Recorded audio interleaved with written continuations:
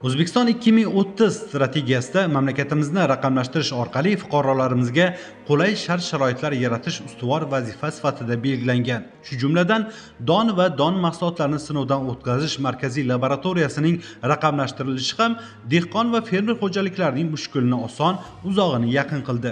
Eng muhimi, jarayonlar tezlashdi. Faqatgina mahsulot zamonaviy uskunalar yordamida sinovdan o'tsagina sertifikat beriladi. Ushbu tizim qanday ishlashi haqida markaziy laboratoriya mudiri Abbosxon Usmonov bilan suhbatlashdik.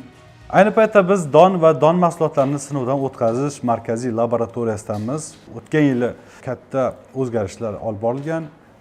Sinov laboratoriyasi to'liq yangilangan va zamonaviy uskunalar keltirilgan va shundan keyin bir qator yangiliklar ham joriy qilingan ekan. Bu haqida biz o'sha Abbosxon aka Usmonov mana shu laboratoriya mudiridan bilib olamiz. Aytingchi, nima yangiliklar joriy qilindi? Markaziy laboratoriyaning asosiy vazifasi eksport-import qilingan va respublika hududida ishlab chiqaruvchilar tomonidan ishlab chiqarilgan don va don mahsulotlarini sifatini aniqlash xizmatlarini ko'rsatishdan iborat. O'zbekistonda ISO IEC 17025-2019 davlat standartlar talablari bo'yicha akkreditatsiyadan o'tkazilgan. Markaziy laboratoriya va don mahsulotlarini barcha sifat ko'rsatkichlarini aniqlash uchun zamonaviy o'lchov va sinov vositalari bilan jihozlangan. Don mahsulotlarini masalan namligi eng asosiy ko'rsatkichlari va namligi, iflosligi, don aralashmasi, don zararkunandalar bilan zararlanganligi, donni natura og'irligi, ya'ni 1 litr hajmda qancha don og'irligi mavjudligini aniqlashdan iborat. Nafaqat bu analizlar va qolgan don va don mahsulotlarida, dukkakli mahsulotlarda, moyli mahsulotlarda barcha tahlillarni, sinov tahlillarni o'tkazib, natijalarni taqdim qilinadi mijozlarga. Don va don mahsulotlar tarkibidagi gluten indeksini aniqlash yo'lga qo'yilgan. Gluten indeksini aniqlashda eng afzal tomoni shuki, gluten moddasi bor mahsulotlarda iste'mol qilyapti turgan insonlar birinchi o'rinda tez semirtirishga olib keladi. Qolaversa, keyin har xil kasalliklar chiqarib kelishiga sabab bo'ladi. Shu gluten indeksini aniqlash sinovlarini respublikamizda yagona bo'lib shuni yo'lga qo'yganmiz va sinovlarini o'tkazib beramiz. Yana bir ahamiyatli tomoni shuki, gluten indeksda jahon bozorida, keyin xalqaro birja savdolarida, bug'doylarda savdoga qo'yganda gluten indeksdan kelib chiqqan holatda narxlarni belgilaydi hozirgi kunda.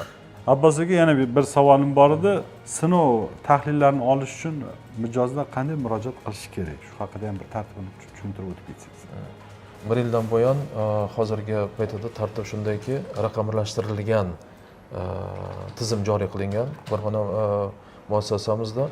Shunga asosan mijoz o'zi sayt orqali buyurtmasini beradi. Biz u mijozni bilmaymiz ham nima qilmaymiz. Bergandan keyin o'sha buyurtmasiga asosan namunasini jo'natgandan so'ng buyurtmasiga qarab turib qaysi tahlil natijalari sifat ko'rsatishlari kerak bo'ladigan bo'lsa, shunga qarab turib tahlilini o'tkazdirib, sifat ko'rsatkichlarini o'sha dalolatnomaga biriktirib, biz ham raqamlashtirilgan holda jo'natib yuborasiz. Tizim orqali jo'natib yuboramiz. U qabul qilinadi. Endi Abbosxon aka, oxirgi savolim, umuman sizlarda mavsum bo'ladimi? Masalan, ish ko'payib ketadigan mavsum. Mavsum albatta bo'ladi. Sababi mana har yili respublikamizda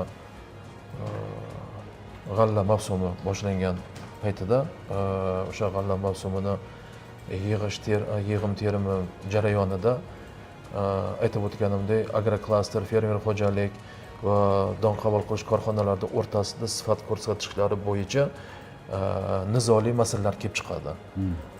Shunda bizga albatta murojaat qilishadi. Shu murojaat bo'yicha biz arbitraj sinovlar o'tkazib, ularga natijasini beramiz. Bu masala. Keyin ikkinchi masala, har bitta agroklaster yoki bo'lmasa fermer yo don qabul qilish korxonalari xurmoniga yig'ib qo'ygan g'allasini sifatini aniqlab va ularga tahlil natija olish uchun ham murojaat qilishadi. Shu jarayonda ham ishimiz ko'payadi. Albatta, barcha sohalarda raqamlashtirishning kirib kelishi tarmoqlar rivojida, fuqarolarning vaqti va mablag'larini tejashda, davlat organlarining faoliyatini tubdan yaxshilash hamda ochiqlik va oshkoralikni ta'minlashda muhim rol o'ynamoqda. Shunday ekan, bu obyektiv, muqarrar jarayondir va shu orqali O'zbekiston kabi rivojlanayotgan mamlakatlar jahon hamjamiyatiga, dunyo iqtisodiyotiga integratsiyasi tezlashadi.